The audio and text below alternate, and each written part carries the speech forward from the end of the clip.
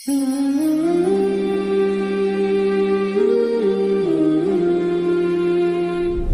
اللہ الرحمن الرحیم۔ آج 24ویں پارے سے ہم نے آغاز کرنا ہے۔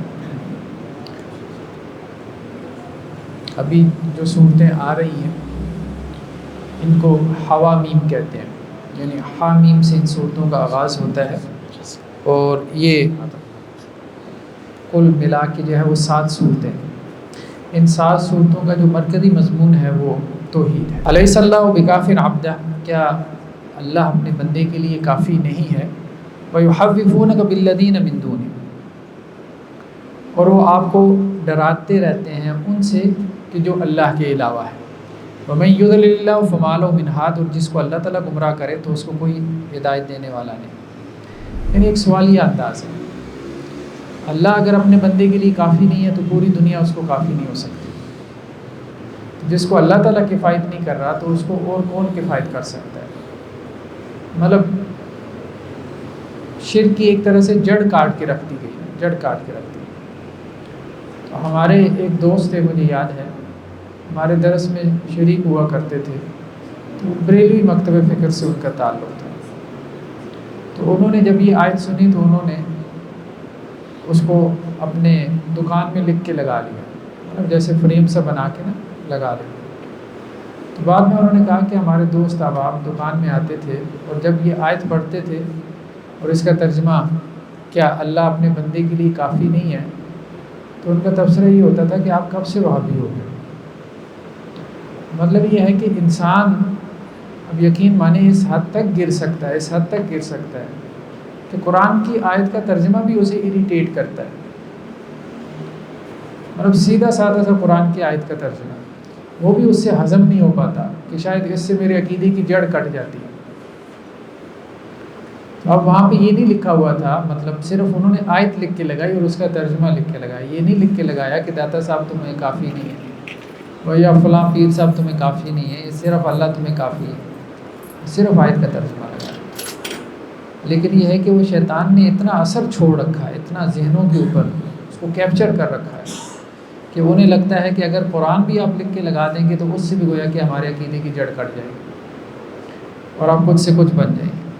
الیس اللہ بکاف عبدہ، اللہ اپنے بندے کے لیے کافی ہے۔ اللہ کے علاوہ ہمیں کسی کی ضرورت نہیں ہے، کسی کی بھی ضرورت نہیں ہے، کسی سے مانگنے کی ضرورت نہیں ہے۔ تو اللہ سے جو کچھ ہمیں چاہیے ہم براہ راست اللہ سے لے سکتے ہیں، کسی درمیان میں واسطے کی ضرورت نہیں۔ یہ وہ بات ہے جو قرآن کا ہے۔ اور دوسری بات یہ کی کہ وہ آپ کو ڈراتے رہتے ہیں اللہ کے علاوہ اپنے معبودوں سے۔ اس زمانے میں بت ہوا کرتے تھے، اور نبی جب بت پرستی کے خلاف بولتے تھے، رسول جب بت پرستی کی جڑ کاٹتے تھے تو اس وقت وہ ڈراتے تھے،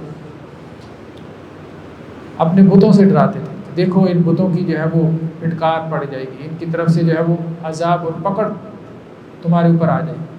تو بتوں کا ایک پورا خوف انہوں نے طاری کر رکھا ہوتا تھا۔ یہی خوف آج ہمارے ہاں مزاروں کا، اولیاء اللہ کا، قبروں کا قائم کر رکھا ہے۔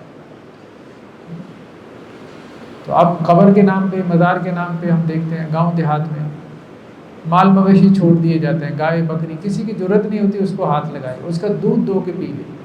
ویسے چوری ڈکیتی بہت عام ہوگی، لیکن مزار کی قبر سوال ہی پیدا نہیں ہوتا۔ تو یہ شرک ایک پورا نظام ہے، پورا نظام ہے کہ جس کے ذریعے سے ویسا خوف پیدا کیا جاتا ہے جیسا کہ پروردگار کا خوف، جیسا کہ مالک کا خوف ہوتا ہے، اللہ کا خوف ہوتا ہے۔ تو وہ جو خوف اللہ کے حوالے سے قائم ہونا چاہیے تھا وہ اللہ کے اولیاء کے حوالے سے قائم ہو جاتا ہے۔ یہ مانے یہ داتا صاحب کے ہاں جو عرس ہوتا ہے، مجال ہے کوئی گوالا دودھ کے اندر ذرا سی ملاوٹ کر دے، سوال ہی پیدا نہیں ہوتا۔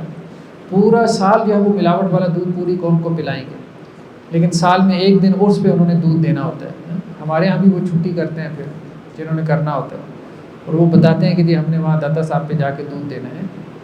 تو جب ان سے پوچھا جائے تو آگے سے ہنس پڑتے ہیں کہ وہاں بھی کیا ملاوٹ والا دودھ، سوال ہی پیدا نہیں ہوتا، سوال ہی پیدا نہیں ہوتا۔ تو یہ ہے کہ اللہ کے نام پہ تو سب کچھ، مسجد میں دودھ دینے کی باری آئے گی تو اس میں ملاوٹ والا دودھ دے دیں گے، لیکن دربار پہ دینے کی باری آئے گی سوال ہی پیدا نہیں ہوتا، وہاں خالص دودھ لے کے جائیں گے۔ تو یہ ہے شرک کا وہ نظام جس کی قرآن جو ہے وہ جڑ کاٹنا چاہتا ہے۔ جڑ کاٹنا چاہتا ہے کہ اللہ کے ساتھ جو تمہارا تعلق ہونا چاہیے تھا، اللہ سے جو تمہیں ڈرنا چاہیے تھا، وہ تم کن لوگوں سے ڈرنا شروع ہو گئے؟ تو الیس اللہ بکاف عبدہ، کیا اللہ اپنے بندے کے لیے کافی نہیں؟ اللہ کافی ہے ہمارے لیے اللہ تعالیٰ کافی ہے۔ اللہ اگر ہمیں کفایت نہیں کر سکتا، اللہ کے علاوہ اگر ہمیں کچھ اور واسطوں کی ضرورت ہے، تو پھر اس کا مطلب یہ ہے کہ اللہ ہمارے لیے کافی ہے۔ وَيُحَوِّفُونَكَ بِالَّذِينَ مِن دُونِهِ، اور یہ آپ کو ڈراتے رہتے ہیں اللہ کے علاوہ اپنے شریکوں سے۔ وَمَن يُضْلِلِ اللَّهُ، اور جس کو اللہ گمراہ کرے فَمَا لَهُ مِنْ هَادٍ، تو اس کو کوئی ہدایت دینے والا نہیں ہے۔ بس ڈرنا صرف اللہ سے چاہیے، اللہ کے علاوہ کسی سے کیا ڈر؟ تو اصل ناراضگی وہ اللہ کی ناراضگی، مطلب آپ پیر کی ناراضگی سے ڈر رہے ہیں، اللہ کی ناراضگی سے کوئی ڈر ہی کوئی نہیں۔ اب عجیب تماشا لگایا ہوا، پیر کو اللہ سے اونچا مقام دے رکھا ہے، پیر کی طرف پیٹھ نہ ہو جائے، پیر کی طرف کمر نہ ہو جائے، پیر صاحب ناراض نہ ہو جائیں، اللہ کو دن میں 10 مرتبہ ناراض کر دو، اس کی کوئی پرواہ ہی نہیں، اس حوالے سے کوئی سوچ ہی نہیں۔ تو یہ وہ چیز ہے کہ جس کی طرف جو ہے وہ قرآن توجہ دیتا ہے کہ یہ غلط ہے۔ نیکسٹ آیات میں نیند کی حالت میں روح قبض کرنے کا بیان۔ قرآن مجید یہ کہتا ہے کہ ایک تو موت کے وقت جو ہے انسانوں کی روح قبض کی جاتی ہے، اور ایک نیند کی حالت میں اللہ یتوفی الانفس حین موتہا، جب کسی کی موت کا وقت آتا ہے تو اللہ سبحانہ و تعالیٰ اس کی روح کو قبض کر لیتے ہیں۔ موت کس چیز کا نام ہے؟ ہر انسان کے اندر اللہ تعالیٰ نے روح رکھی ہے، تو موت کا مطلب یہ ہے کہ روح جو ہے وہ آپ کے وجود سے علیحدہ ہو جاتی ہے، جسم سے نکل جاتی ہے۔ یہ جو باڈی ہے اس کو ہم زمین میں دفن کر دیتے ہیں، ہم کیا مطلب ہمارے رشتہ دار، انسان مٹی میں مل کے مٹی ہو جاتا ہے، اب اس کی روح اوپر چلی جاتی ہے عالم برزخ میں۔ وہاں 2 مقامات ہیں، ایک علیین جہاں نیک لوگوں کی روحیں ہوتی ہیں، اور ایک سجین قید خانہ جہاں بدکار لوگوں کی روحیں۔ تو اللہ یتوفی الانفس حین موتہا، تو موت کے وقت اللہ سبحانہ و تعالیٰ تمہاری روحوں کو لے لیتا ہے، نکال لیتا ہے، تو جسم سے روح جدا ہو جاتی ہے، تو اسی کو ہم موت کہتے ہیں۔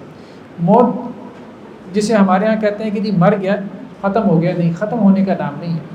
موت بیسیکلی ایک زندگی سے دوسری زندگی میں، ایک عالم سے دوسرے عالم میں منتقل ہونے کا نام ہے۔ والتی لم تمت فی منامہا، اور جو فوت نہ ہوئی ہوں، تو اللہ سبحانہ و تعالیٰ ان کی نیند میں ان کی روحوں کو قبض کر لیتے ہیں۔ وَيُمْسِكُ الَّتِي قَضَىٰ عَلَيْهَا الْمَوْتَ وَيُرْسِلُ الْأُخْرَىٰ إِلَىٰ أَجَلٍ مُّسَمًّى، تو جن کے بارے میں اللہ سبحانہ و تعالیٰ نے موت کا فیصلہ کیا ہوتا ہے تو ان کی روحوں کو اللہ تعالیٰ روک لیتے ہیں۔ نیند میں بھی ہماری روح نکل جاتی ہے، جب ہم سو جاتے ہیں تو یہ سارا شعور جو ہمارے اندر موجود ہے کہ میں ہوں، یہ میں دیکھ رہا ہوں، یہ ہے وہ ہے، یہ سب شعور روح کی وجہ سے ہے۔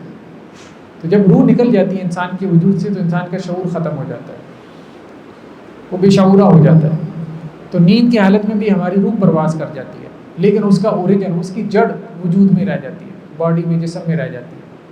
تو اللہ سبحانہ و تعالیٰ اگر کسی کو فوت کرنا چاہتا ہے تو اس کی روح کو روک لیتے ہیں، وہ روح واپس نہیں آتی۔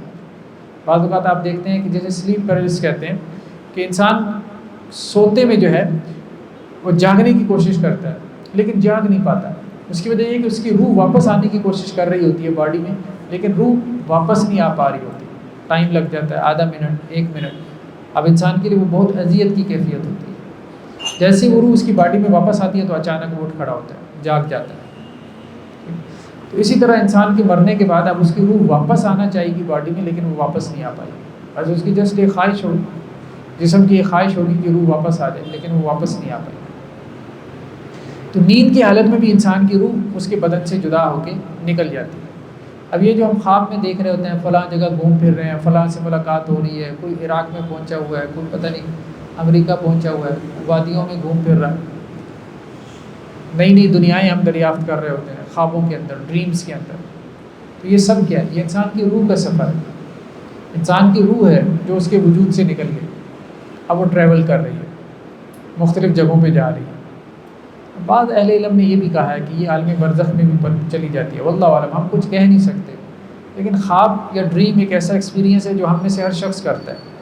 خواب میں ہم کچھ کریکٹرز سے ملتے ہیں، کچھ کرداروں سے ملتے ہیں، کچھ شہروں میں جاتے ہیں، کچھ نئی دنیایں ہم دریافت کرتے ہیں، ڈسکور کرتے ہیں، نئے لوگوں سے ملتے ہیں، مرے ہوئے لوگوں سے ملتے ہیں۔ یہ سب کیا ہے؟ بہرحال اس پہ بہت کچھ ریسرچ کی ضرورت ہے، ہم اس بارے میں کچھ یقین سے نہیں کہہ سکتے، لیکن یہ بیسیکلی تو روح کا ہی انٹریکشن ہے۔ روح ہی ہے جو مختلف چیزوں کے ساتھ انٹریکشن کر رہی ہے اور ٹریول کر رہی ہے اس کائنات کے اندر۔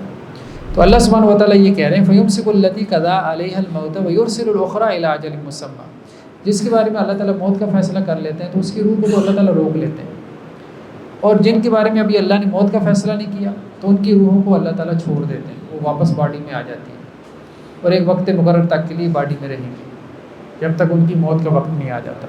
ان فی ذلک لآیات لقوم یتفکرون، بے شک اس میں البتہ نشانی ہے ایسی قوم کے لیے جو غور و فکر کرتے ہیں۔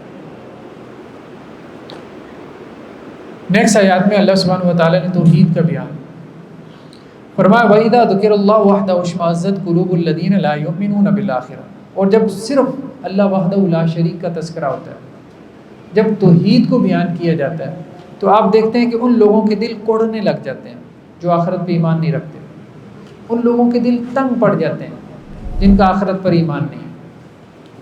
یعنی بندہ مومن جو ہے جس کے اندر ایمان کی رمق ہے، جب توحید اس کے سامنے بیان کی جاتی ہے وہ تو خوش ہوتا ہے، اس کا دل توحید سے کھل اٹھتا ہے، لیکن جس کے اندر ایمان کی رمق نہیں ہے، آخرت پر جس کا ایمان نہیں ہے، جب اس کے سامنے توحید بیان کی جائے گی وہ کڑے گا، اس کا دل تنگ پڑے گا، وہ توحید کا بیان سن ہی نہیں سکتا، وہ اٹھ جائے گا، بھاگ جائے گا۔ تو یہ ہمارے یہاں سوسائٹی میں ہے، آپ توحید بیان کرنا شروع کریں لوگوں کے اندر برداشت ہی نہیں، بہت مشکل ہو جاتا ہے ان کے لیے کہ آپ یہ کیا بیان کر رہے ہیں، حالانکہ وہ قرآن ہوتا ہے، اللہ کے رسول صلی اللہ علیہ وسلم کی احادیث ہوتی ہیں۔ ویسے کس سے کہانیاں بیان کریں، جم کے مجمع لگے گا، جم کے لگے گا۔ یاد ہے کہ ہمارے کچھ دوست تھے، بہت پرانی بات ہے، شاید 99 کی 2000 کی بات ہے، تو وہ ہم تبلیغ کے لیے نکلتے تھے، تو ایک دفعہ ان کا یار تبلیغ کے لیے نکلتے ہیں، مطلب یہاں لوگوں کو سمجھا رہے ہیں، تو انبیاء کا تو کام یہ ہوتا تھا کہ وہاں جاتے تھے جہاں شرک کے گڑھ ہوں، تو ہمیں درباروں پہ جا کے لوگوں کو سمجھانا چاہیے، تو ہم داتا دربار چلے گئے، اور داتا دربار وہاں مسجد کے بعد جو ہے وہاں نماز پڑھی ہم نے مسجد میں، تو ایک ہمارے دوست نماز کے بعد کھڑے ہو گئے، تو اللہ کی وہ جیسے تبلیغ والے شروع کرتے ہیں، شروع تو اسی طرح سے کیا نا، سب کچھ اللہ سے ہوتا ہے، اللہ کے علاوہ کسی سے کچھ نہیں ہوتا، جب یہاں پہ پہنچے کہ داتا صاحب سے کچھ نہیں ہوتا، کرنے والی ذات اللہ کی ہے، وہ پھر تو مجمع کھڑا ہو گیا، وہ لڑائی فتنہ فساد، پولیس آ گئی۔ کہنے کا مقصد یہ ہے کہ بہت مشکل ہے، برداشت کرنے کو تیار ہی نہیں، کوئی برداشت کرنے کو تیار نہیں، اب پاسبل ہی نہیں، ممکن ہی نہیں ہے کہ آپ مزار پہ جا کے جو ہے وہ توحید کی دعوت ہے، پاسبل ہی نہیں، لوگ کہیں گے یہ فتنہ فساد برپا کرنے کے لیے آ گئے۔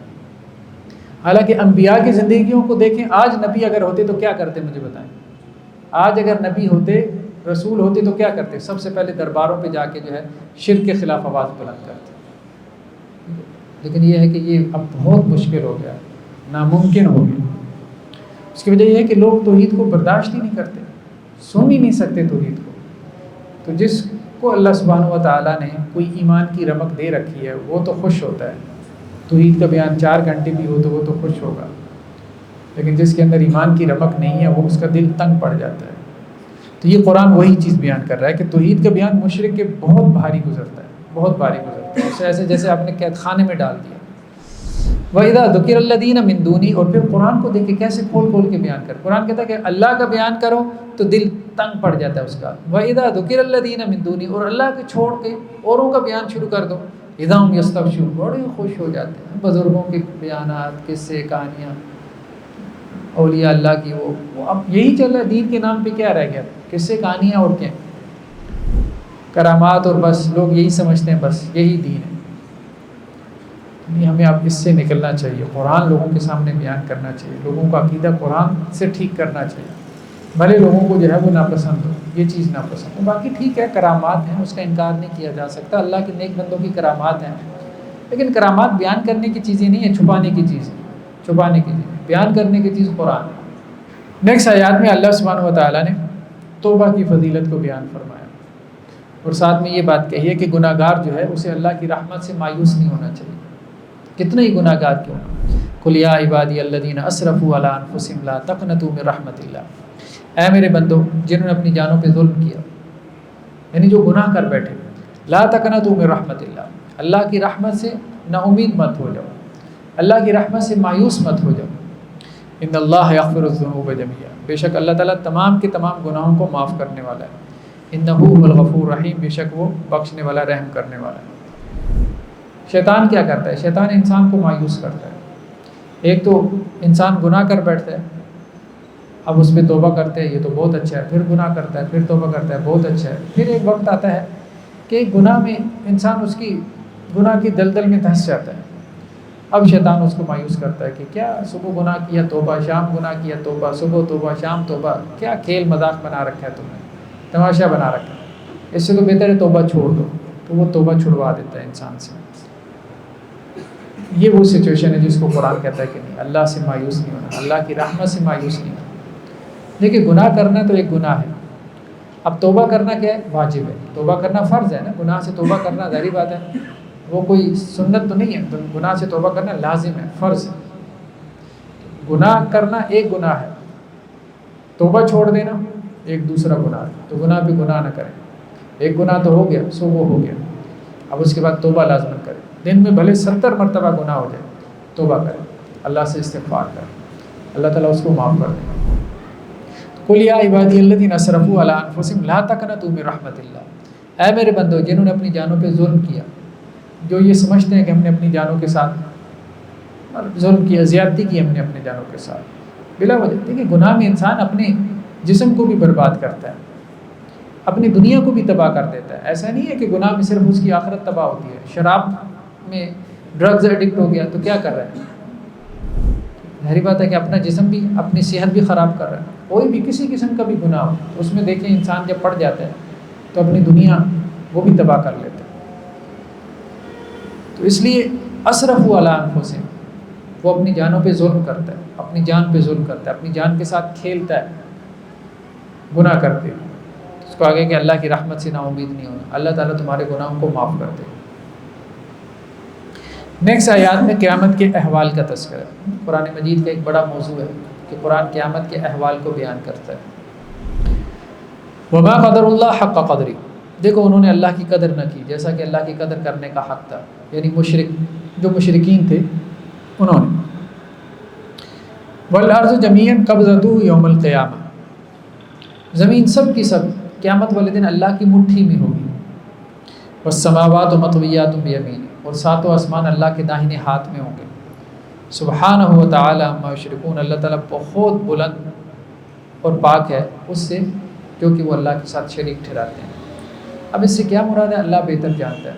اللہ تعالیٰ کی صفات کا جس شان کے ساتھ قرآن میں تذکرہ ہوتا ہے، ہمیں بس اس کے اوپر اسی طرح سے ایمان لانا چاہیے، اس کی کیفیت میں نہیں پڑھنا چاہیے کہ زمین اللہ کی مٹھی میں ہوگی، سات آسمان اللہ کے داہنے ہاتھ میں ہوں گے۔ اب اللہ کے ہاتھ سے کیا مراد ہے، اللہ کی مٹھی سے کیا مراد ہے، اللہ بہتر جانتا ہے، اللہ بہتر جانتا ہے۔ لیکن یہ ہے کہ اس میں جو میسج ہوتا ہے وہ یہی ہے کہ یہ چیزیں اللہ کی ذات کے مقابلے میں کچھ بھی نہیں، زمین سات آسمان اللہ کی ذات کے مقابلے میں کچھ بھی نہیں، اللہ کی ذات بہت بڑی ہے، بہت بڑی ہے۔ وَنُفِخَ فِي الصُّورِ فَصَعِقَ مَن فِي السَّمَاوَاتِ وَمَن فِي الْأَرْضِ إِلَّا مَن شَاءَ اللَّهُ، اور سور کے اندر پھونکا جائے گا تو جو آسمانوں میں ہے اور زمین میں ہے وہ سب کا سب بے ہوش ہو کے گر پڑے گا، سوائے اس کے کہ جس کے بارے میں اللہ تعالیٰ چاہے۔ پہلی مرتبہ سور میں پھونکا جائے گا تو سب بے ہوش ہو کے گر پڑیں گے۔ ثم نفخ فیہ اخری فاذا هم قیام ینظرون، پھر دوسری مرتبہ سور میں پھونکا جائے گا تو سب کے سب قبروں سے کھڑے ہو جائیں گے۔ اور ہم نے کہا تھا کہ درمیان میں کچھ 40 سال کا وقت ہے، ایک مرتبہ میں جب سب مر جائیں گے اور دوسری مرتبہ میں جب سب قبروں سے کھڑے ہوں گے۔ واشرقت الارض بنور ربها، اور زمین آپ کے رب کے نور سے روشن ہو جائے گی۔ وہ جو قرآن نے کہا نا وجاء ربک والملک صفا صفا، اس سے بظاہر یہی محسوس ہوتا ہے کہ اللہ تعالیٰ زمین پر آئیں گے، یہاں عدالت لگائیں گے، یہاں عدالت لگائیں گے۔ واشرقت الارض بنور ربها، اور زمین روشن ہو جائے گی اپنے رب کے نور کے ساتھ۔ ووضع الکتاب، اور کتاب کو رکھ دیا جائے گا۔ وجیء بالنبیین والشہداء، اور نبیوں کو لایا جائے گا اور گواہوں کو لایا جائے گا۔ وقضی بینہم بالحق وہم لا یظلمون، اور لوگوں کے درمیان فیصلہ کر دیا جائے گا اور کسی پہ ظلم نہیں ہوگا۔ اللہ کی عدالت لگائی جائے گی، کتاب رکھی جائے گی۔ کتاب سے مراد مطلب اللہ تعالیٰ کی کتاب بھی ہو سکتی ہے، لوح محفوظ بھی ہو سکتی ہے، کتاب سے مراد اعمال نامے بھی ہو سکتے ہیں جن کے مطابق اللہ نے فیصلے کرنے ہیں۔ نبی آئیں گے، نبی آ کے گواہی دیں گے کہ یا اللہ ہم نے پہنچا دیا تھا، آپ کا دین ان تک پہنچا دیا۔ گواہی دینے والے آ کر گواہی دیں گے کہ یا اللہ ان تک دین پہنچ گیا تھا، اگر انہوں نے عمل نہیں کیا تو یہ ان کی طرف سے کوتاہی ہے۔ اور پھر ان کے درمیان اللہ تعالیٰ فیصلہ کرنے کے اور کسی پہ کوئی ظلم نہیں ہوگا. تو قیامت کے دن جو ایک بڑی عدالت لگائی جائے گی، اس عدالت کے احوال کو اللہ تعالیٰ نے بیان فرمایا. نیکسٹ جو ہے سورہ کے اندر حاملین عرش کی ایک دعا کا بیان ہے، سورہ مومن. اس میں بندہ مومن کا تذکرہ ہے، تو اس نسبت سے اس کو سورہ مومن کا نام دیا گیا. تو اس کے پہلے رکوع کے اندر ایک بہت خوبصورت دعا ہے جو ان فرشتوں کی دعا ہے جنہوں نے عرش کو اٹھایا ہوا. قرآن مجید میں ایک جگہ پہ ہے کہ قیامت والے دن اللہ کے عرش کو 8 فرشتوں نے اٹھایا ہوگا. الذین یحملون العرش ومن حولہ، جنہوں نے اللہ کے عرش کو اٹھایا ہوا ہے اور جو عرش کے ارد گرد کے فرشتے ہیں، یعنی اللہ کے آپ یوں کہہ لیں کہ مقربین ہیں، مقربین. یسبحون بحمد ربہم، وہ اللہ کی حمد کے ساتھ اس کی تسبیح بیان کرتے رہتے ہیں. ویؤمنون بہ، اور اللہ بھی ایمان رکھتے ہیں. ویستغفرون للذین آمنوا، اور یہ جو فرشتے ہیں اللہ کے مقرب، اللہ کے عرش کے ارد گرد اور اللہ کے عرش کو اٹھانے والے، یہ استغفار کر رہے ہیں، کہ معافی طلب کر رہے ہیں، اپنے لیے نہیں، اہل ایمان کے لیے، دنیا میں جو ایمان لانے والے ہیں ان کے لیے. اور کیا دعا کر رہے ہیں؟ ربنا وسعت کل شیء رحمۃ وعلما، یا اللہ آپ کی رحمت بہت وسیع، آپ کا علم بہت وسیع. فاغفر للذین تابوا واتبعوا سبیلک وقهم عذاب الجحیم، تو آپ معاف فرما دیں ان لوگوں کو جنہوں نے توبہ کی اور آپ کے راستے کی پیروی کی، اور انہیں آپ جہنم کے عذاب سے بچا لیں. تو حاملین عرش جو فرشتے ہیں وہ اللہ تعالیٰ کے ان بندوں کے لیے مغفرت کی دعا کرتے ہیں جو اللہ سے معافی مانگ رہے ہوتے ہیں. یا اللہ جو تو معافی مانگ رہے ہیں ان کو تو معاف کر دیں، ان کو تو آپ معاف کر دیں. تو گویا ہم اپنے گناہوں کی معافی مانگ رہے ہیں، دوسری طرف فرشتوں کی طرف سے بھی ہمیں ایک سپورٹ مل رہی ہے کہ فرشتے بھی ہمارے لیے دعا کر رہے ہیں کہ یا اللہ یہ تو معافی مانگ رہے ہیں، اس کو تو معاف کر. تو فاغفر للذین تابوا، یا اللہ جو توبہ کر رہے ہیں ان کو تو معاف کر دے. واتبعوا سبیلک، اور یا اللہ جو آپ کے راستے میں چلنے کی کوشش کر رہا ہے، ایفرٹ تو کر رہا ہے نا، نیکی کرنے کی کوشش تو کر رہا ہے، لگا ہوا ہے، یا اللہ اس کو معاف فرما دے، پھر ان کو جہنم کے عذاب سے بچا لے. ربنا وادخلهم جنات عدن التي وعدتهم ومن صلح من آبائهم وازواجهم وذرياتهم، اے ہمارے رب ان کو آپ داخل کریں ایسے باغات میں، ایسی جنتوں میں جن کا آپ نے ان سے وعدہ کیا. یہ فرشتے ہمارے حق میں دعا کر رہے ہیں، ہمارے سے مراد جو اللہ سے توبہ کر رہے ہیں. تائبین، توبہ اتنی بڑی اللہ کی طرف سے آپ کہہ لیں نعمت ہے، اتنا بڑا عمل ہے کہ عرش کے فرشتے اس بندے کے لیے دعا کرتے ہیں جو توبہ استغفار کر رہے ہیں. یعنی اس کے لیے استغفار عرش کے فرشتے کر رہے ہوتے ہیں، اس کے گناہوں کی معافی عرش کے فرشتے مانگ رہے ہوتے ہیں، اور دوسرا اس کے لیے جنت عرش کے فرشتے مانگ رہے ہوتے ہیں. یا اللہ ان کو بھی جنت میں داخل کر، جن جنتوں کا آپ نے ان سے وعدہ کیا تھا. ومن صلح من آبائهم وازواجهم وذرياتهم، اور یا اللہ ان کے والدین کو بھی جنت میں داخل کر، اور ان کی بیویوں کو بھی، ان کے شوہروں کو بھی، لائف پارٹنرز کو بھی، ان کو بھی جنت میں داخل کر. وذریاتہم، اور ان کی اولاد کو بھی. دیکھیں انسان کے محبوب ترین رشتے یہی تو ہوتے ہیں، یہی 3 رشتے انسان کے محبوب ترین ہیں، اس کے والدین ہیں، پیرنٹس ہیں، اس کی اولاد ہے اور لائف پارٹنر. تو ان تینوں کے بارے میں دعا کون کر رہے ہیں؟ فرشتے کر رہے ہیں. یا اللہ ان اپنے نیک بندوں کو بھی جو توبہ استغفار کر رہے ہیں جنت میں داخل کر، اور ان کو ان کے والدین سمیت جنت میں لے کے جانا، ان کی اولادوں سمیت اور ان کے لائف پارٹنر سمیت، یعنی پورا خاندان، پوری فیملی کے لیے دعا کر رہے ہیں فرشتے. انک انت العزیز الحکیم، بے شک تو غالب حکمت والا ہے. واقعہم السیئات، یا اللہ ان کو برائیوں سے بچا لے. ومن تق السیئات یومئذ فقد رحمتہ، اور جن کو تو نے بچا لیا قیامت والے دن برائیوں سے. قیامت والے دن کی برائی ظاہری بات ہے، قیامت والے دن کی برائی تو بہت بڑی برائی ہے نا، یعنی مصیبت قیامت والے دن کی، آزمائش، تکلیف. سورج جو ہے وہ 1.25 نیزے کے اوپر ہوگا، اور 50,000 سال کا دن ہوگا. قیامت کا دن ہے، قرآن میں ہے 50,000 سال کا دن ہوگا. تو اس میں ایسی گھبراہٹ انسان کے اوپر طاری ہوگی تو کہ وہ انسان کے لیے ایک عذاب کی کیفیت بن جائے گی. لیکن اللہ تعالیٰ اپنے ان بندوں کو جو توبہ استغفار کر رہے ہیں قیامت والے دن کی گھبراہٹوں سے، آزمائشوں سے، تکالیف سے، مصائب سے بچا لے. اور جن کو تو نے قیامت والے دن کی مصائب اور تکالیف سے بچا لیا، اس پہ تو نے رحم کیا. اصل رحم تو نے اس کے اوپر کیا، دنیا کی تکلیف اور آزمائش تو اس کے مقابلے میں کچھ بھی نہیں. وذالک هو الفوز العظیم، اور یہ بہت بڑی کامیابی ہے. اس دعا کو ہمیں یاد کرنا چاہیے اور اپنی نمازوں میں کوشش کریں کہ اس دعا کا ورد وغیرہ کریں، اس کو پڑھیں اپنی نمازوں میں، اس کو ترجمے کے ساتھ یاد کریں. نیکسٹ آیات میں اللہ سبحانہ و تعالیٰ نے قیامت والے دن کفار کے ایک مکالمے کا تذکرہ کیا. ان الذین کفروا ینادون لمقت اللہ اکبر من مقتکم. جن لوگوں نے کفر کیا قیامت والے دن ان کو پکارا جائے گا, ان کو آواز لگائی جائے گی. دیکھو اللہ کو جو تمہارے اوپر غصہ ہے نا, وہ اس سے بہت زیادہ جتنا تمہیں اپنے اوپر غصہ ہے. انسان کو ہوتا ہے نا جب کوئی بیوقوفی کرتا ہے تو اس کے بعد انسان کو غصہ آتا ہے کہ اوہ میں نے کیا بیوقوفی کی. انسان اپنے اوپر بھی غصہ کرتا ہے, اپنے اوپر بھی غصہ کرتا ہے. تو یہ دنیا کی بیوقوفی تو خیر بہت تھوڑی سی ہے نا, اس کا ازالہ ہو سکتا ہے. انسان کہہ سکتا ہے کہ میں نے لرن کیا, میں نے سیکھا, اب آئندہ یہ غلطی نہیں کروں گا.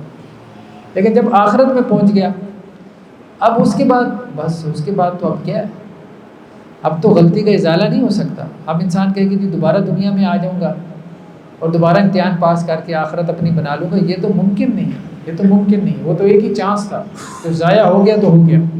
تو اب جو انسان کو اپنے اوپر غصہ آئے گا نا وہ بہت زیادہ ہوگا, خاص طور پہ کافر کو. ایک ہی چانس تھا, وہ بھی ضائع کر دی, وہ بھی ضائع کر دی. تو اس پہ اللہ تعالیٰ کہیں گے کہ اے کافرو, آج جتنا غصہ تمہیں اپنے اوپر آ رہا ہے نا, اپنے اوپر آ رہا ہے, اس سے زیادہ اللہ کو تمہارے اوپر غصہ ہے کہ اتنی سامنے کی چیز تھی اور تمہیں سمجھ میں نہیں آ رہی تھی اور تم شکوک و شبہات میں پڑے ہوئے تھے. قالوا ربنا متنا سنتين واحييتنا سنتين. تو وہ کہیں گے کہ اے ہمارے پروردگار, آپ نے ہمیں 2 مرتبہ وفات دی اور ہمیں 2 مرتبہ زندہ کیا.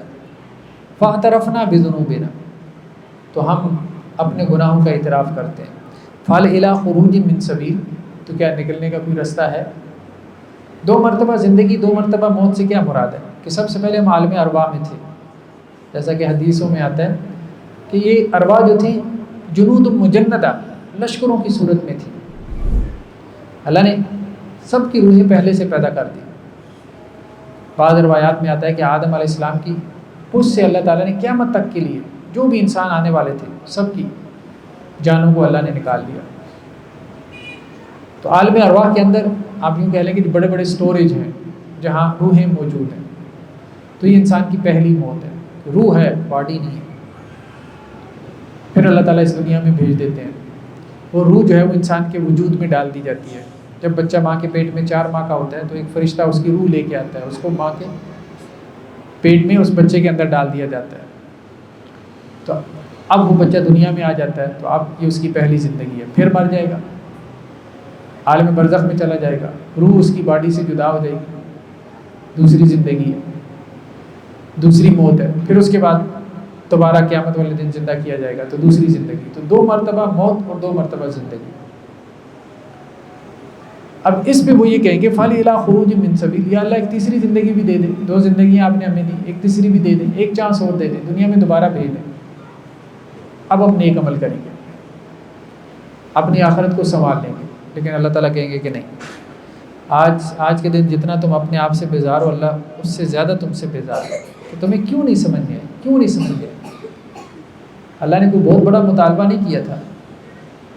مطلب کم از کم اللہ کا مطالبہ کیا ہے مجھے بتائیں, کم از کم مطالبہ کیا؟ اشہد ان لا الہ الا اللہ وحدہ لا شریک لہ واشہد ان محمدا عبدہ ورسولہ. کم از کم تو یہ ہے نا, کبھی نہ کبھی جہنم سے نکل آئے گا اگر یہ کلمہ پڑھ لیا. یہ بھی نہ کرے کوئی, یہ بھی نہ کرے, اس سے بڑی ناکامی کیا ہے.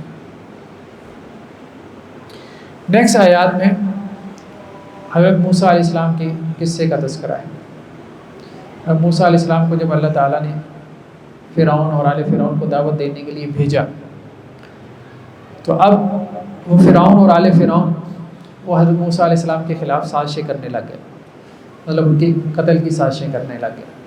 ایسے میں آل فرعون میں سے ایک شخص جو ہے وہ ایمان لا چکا تھا حضرت موسیٰ علیہ السلام پہ, لیکن اس نے اپنے ایمان کو چھپایا ہوا تھا. جب اس نے دیکھا کہ یہ لوگ جو ہے وہ اب باز نہیں آ رہے ہیں, موسیٰ علیہ السلام کو قتل کرنے کی سازش کر رہے ہیں, تو اب وہ بھرے دربار کے اندر بول پڑا اور اس نے ایک تقریر کی.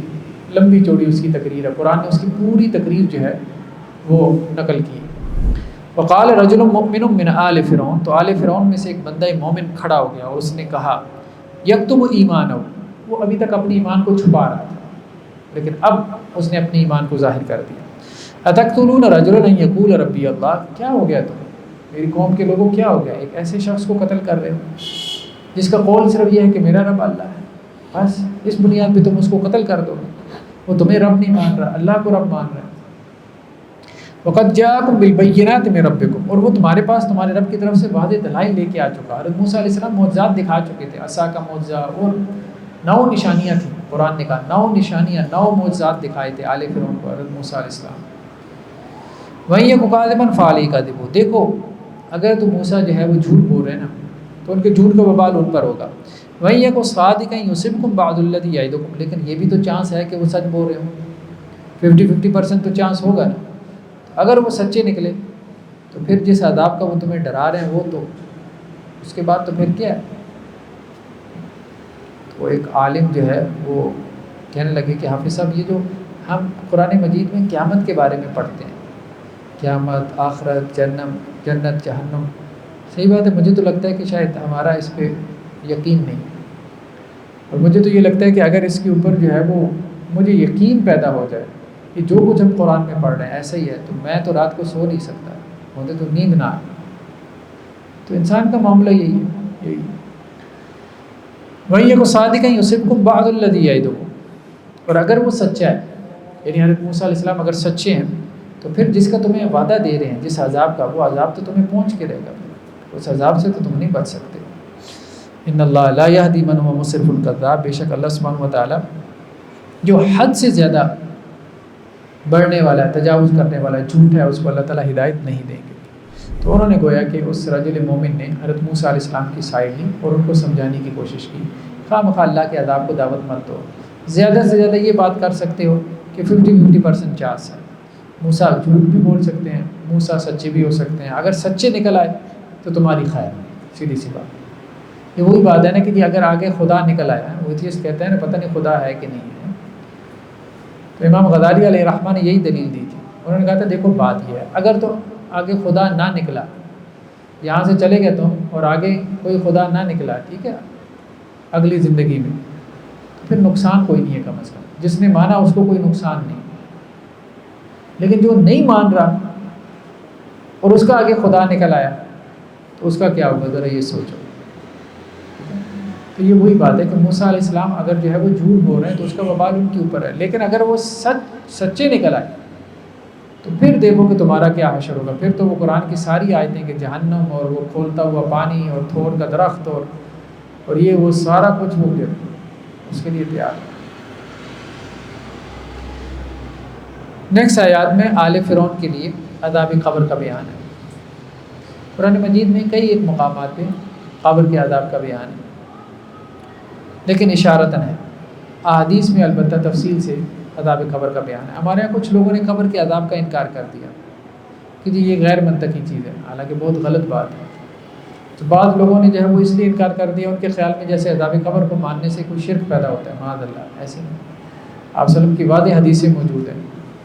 اللہ کے رسول صلی اللہ علیہ وسلم کا 2 قبروں کے پاس سے گزر ہوا تو آپ صلی اللہ علیہ وسلم فرمائے کہ ان کو عذاب ہو رہا ہے، اور عذاب بھی کسی بڑے گناہ کی وجہ سے نہیں.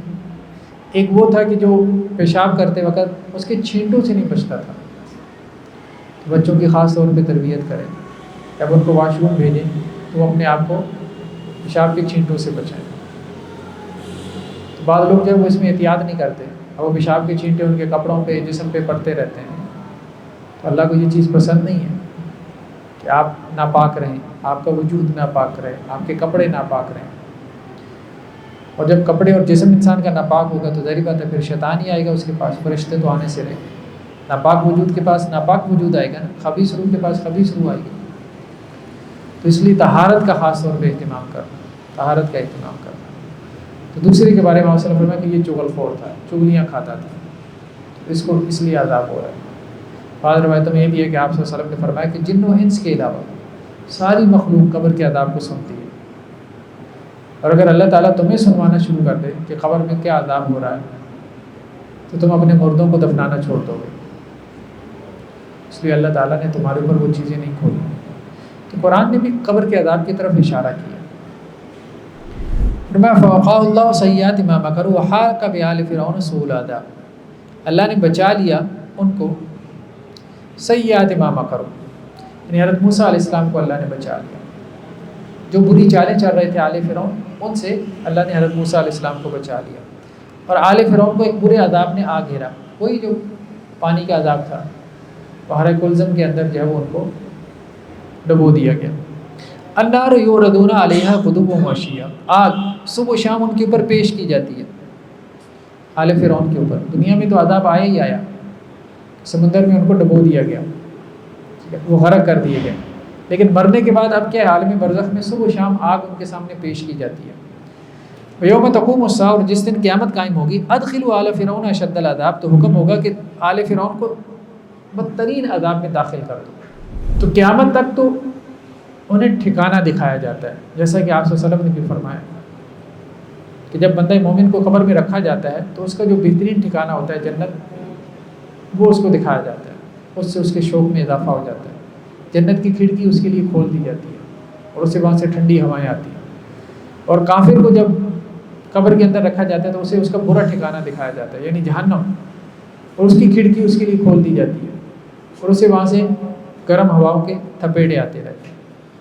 تو یہ ہے کہ عذاب قبر سے مراد یہی ہے کہ اس طرح کا عذاب نہیں ہے جیسا کہ آخرت میں، ویسا عذاب نہیں ہے، لیکن یہ ہے کہ ایسا عذاب کہ جس میں انسان کے لیے اس کو اس کا اخروی ٹھکانہ دکھا دیا جائے۔ اگر اچھا ٹھکانہ ہے تو وہ اس سے خوش ہو، اور اگر برا ٹھکانہ ہے تو وہ اس سے مطلب تنگ ہو۔ ایسی ہے جیسے ہم خواب میں دیکھتے ہیں۔ لیکن عذاب قبر کا جیسے ہمارے یہاں کچھ واقعات ایسی معروف کر دیے جاتے ہیں، وہ بھی کہانیاں بنا دی جاتی ہیں کہ جی قبر کو کھودا گیا، پوسٹ مارٹم کے لیے لاش نکالی گئی تو اندر سانپ تھے، بچھو تھے، پتہ نہیں کیا تھا۔ یہ بھی لوگوں نے ایسے خواہ مبالغہ زیادہ کیے ہیں، ایسا نہیں، ایسا مبالغہ بھی نہیں کرنا چاہیے۔ تو قبر کے عذاب سے کیا مراد ہے؟ قبر کے عذاب سے مراد یہی ہے جیسا کہ حدیث میں آتا ہے کہ اس کے لیے جنت یا جہنم کا دروازہ کھول دیا جاتا ہے۔ اصل عذاب، جزا سزا وہ آخرت میں ہوگی، وہ جنت یا جہنم کے اندر ہی ہوگی۔ یہاں تو صرف اس کی ایک جھلک پڑتی ہے۔ تو قرآن اس معاملے میں بہت واضح ہے، احادیث بھی اس معاملے میں بہت واضح ہے۔ ہاں عذاب ہے قبر کا، لیکن اس طرح کا نہیں ہے جیسے آخرت کا ویسا نہیں ہے۔ یہ ایسی ہے کہ جیسے کوئی برا خواب دیکھ رہا ہے یا اچھا خواب دیکھ رہا ہے۔ بعض اوقات آپ خواب میں کوئی آپ کی پٹائی کرتا ہے، خواب میں آپ کی کوئی پٹائی کرتا ہے تو آپ جو ہے وہ خواب سے جب جاگتے ہیں تو اس جگہ پہ آپ کو درد اور پین بھی فیل ہو رہی ہوتی ہے، محسوس کر رہے ہوتے ہیں۔ تو اسی طرح سے انسان کا عذاب قبر کا بھی معاملہ ہے کہ اصلاً اس کی روح کے ساتھ یہ معاملہ ہو رہا ہوتا ہے، روح کے ساتھ ہو رہا ہے، لیکن اس کی باڈی پہ اس کے کچھ نہ کچھ اثرات ہو رہے ہوتے ہیں۔ اصلاً عذاب وہ تو قیامت والے دن ہی ہوگا جب اس کو جہنم میں ڈالا جائے گا، اور اصلاً جو اس کو جزا دی جائے گی وہ تو قیامت والے دن ہی دی جائے گی جب اس کو جو ہے وہ جنت میں ڈالا جائے گا۔ تو جزا و سزا کے لیے اللہ تعالیٰ نے آخرت کا دن رکھا ہے، لیکن یہ جو عالم برزخ ہے، یہ جو قبر کی دنیا ہے، یہ اس کے لیے ایک مقدمہ بن جاتا ہے۔ تو عالم برزخ میں انسان اچھے مقام پہ پہنچ جاتا ہے، علیین میں، اگر اس کے نیک اعمال ہوں، اور اگر برے اعمال ہوں تو سجین میں پہنچ جاتا ہے۔ تو علیین کے اندر وہ اچھی حالت میں، اچھی کیفیت میں رہتا ہے، جیسے کوئی بہت اچھا خواب دیکھ رہا ہے۔ جیسے سورہ یاسین میں ہم نے پڑھا تھا نا، جب سور پھونکا جائے گا اور وہ اپنی قبروں سے کھڑے ہو جائیں گے تو وہ کیا کہیں گے؟ مم بعثنا من مرقدنا، کس نے ہمیں ہمارے خواب گاہوں سے بیدار کر دیا، اٹھا دیا۔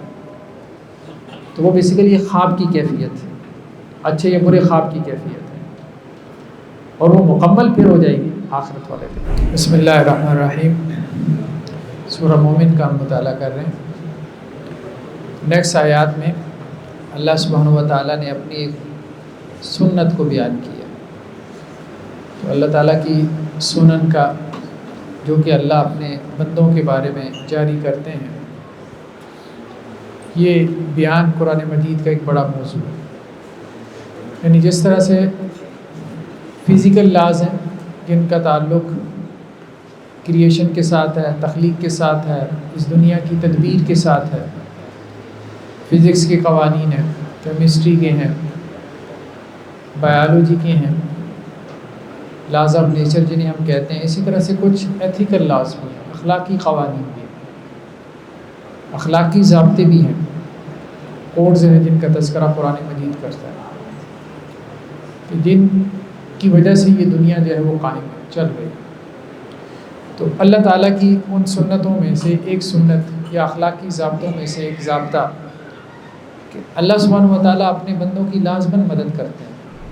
انا لننصر رسلنا والذین آمنوا فی الحیات الدنیا ویوم یقوم الاشہاد، ہم لازماً مدد کرتے ہیں اپنے رسولوں کی بھی اور اہل ایمان کی، صرف رسولوں کی نہیں بلکہ ایمان لانے والوں کی بھی ہم لازماً مدد کرتے ہیں، دنیا میں بھی اور جس دن گواہ کھڑے ہوں گے یعنی قیامت والے دن بھی ان کی مدد کریں گے۔ مطلب یہ کہ انسان اپنے اندر ایمان پیدا کرے، جب وہ ایمان پیدا کر لے گا جسے حقیقی معنوں میں ہم ایمان کہہ سکتے ہوں، تو پھر اللہ کی مدد لازماً آ کر رہتی ہے، اسی طرح سے آ کر رہتی ہے جیسا کہ نبیوں اور رسولوں کے لیے آ کر رہتی ہے۔ تو اللہ کی مدد حاصل کرنے کا ایک بڑا ذریعہ وہ یہ بھی ہے کہ ہم اللہ کے اوپر اپنے ایمان کو حقیقی ایمان میں کنورٹ کریں۔ نیکسٹ آیات میں دعا کی اہمیت، اس کی سگنیفیکنس کو بیان کیا ہے۔ وقال ربکم ادعونی استجب لکم، اور تمہارے رب نے کہا ہے کہ مجھ سے دعا کرو۔ اللہ نے حکم دیا باقاعدہ، ادعونی، مجھ سے دعا کرو۔